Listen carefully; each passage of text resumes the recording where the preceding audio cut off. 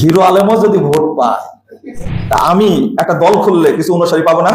যেমন আমাকে একজন বলছিলেন, আমি সরাসরি বলি, একজন খুব ভালো মানুষ এসে বললেন আমাকে যে ভাই আপনি ভালো একটা কাজ করেছেন, আপনি এতদিন জীবন দিয়ে সংগঠন করলেন কিন্তু সেখান থেকে আপনি ফিরে আসছেন, খুব ভালো হয়েছে। কারণ এদের দ্বারা কাজ হবে না। কিন্তু একটা দুঃখের বিষয় হলো যে আপনাকে দেখছে আবার জমিয়তে আহলে হাদিসের সাথে আপনার প্রোগ্রাম করছেন, আপনার এটা করা ঠিক হচ্ছে না, বুঝেন তো? কেন?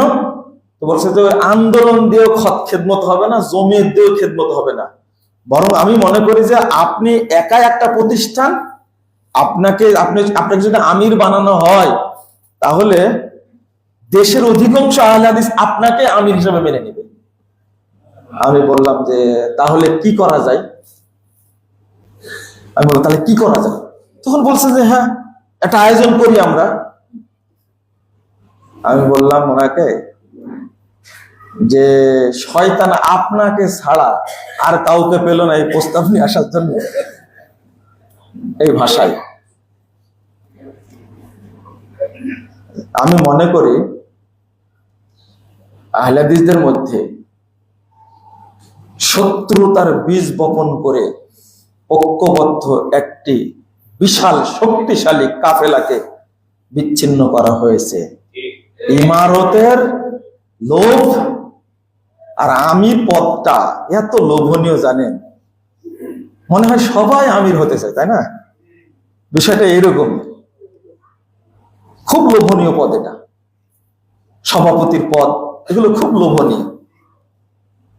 আচ্ছা, যদি বাংলাদেশে, নামটা বলতে চাচ্ছিলাম না কিন্তু বলেই ফেলি, যেটা আলোচনার বিষয় না, হিরো আলমও যদি ভোট পায়,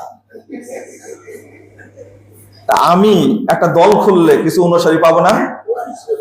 কিছু চামচা পাওয়া যাবে না? কিছু দালাল পাওয়া যাবে না?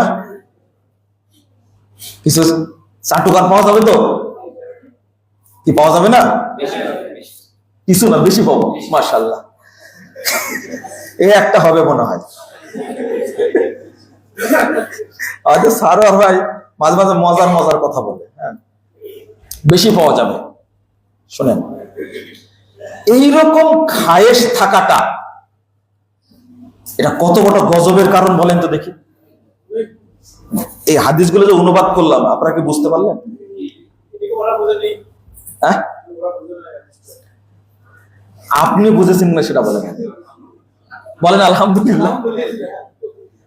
এই কথাটা যদি বলতেন বেলাল রাদিয়াল্লাহু আনহু, হে মোহাম্মদ আপনি দাওয়াতটাকে আবু জাহালকে দেন, তারপর আমরা মুসলমান হব, এই শর্ত দিলে কি বেলাল রাদিয়াল্লাহু আনহু ইসলাম গ্রহণ করতে পারতেন?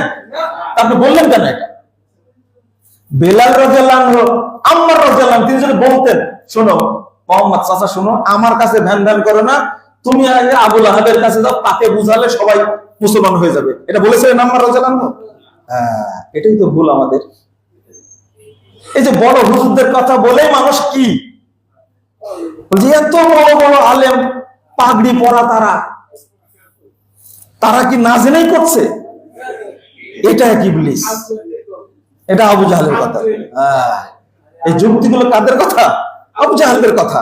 এই যে আপনার এটা মনের আক্ষেপ থেকে বের হয়েছে যে যারা এগুলো করছে তারা কি বুঝে না? আক্ষেপ থাক কিন্তু গোপন রাখেন।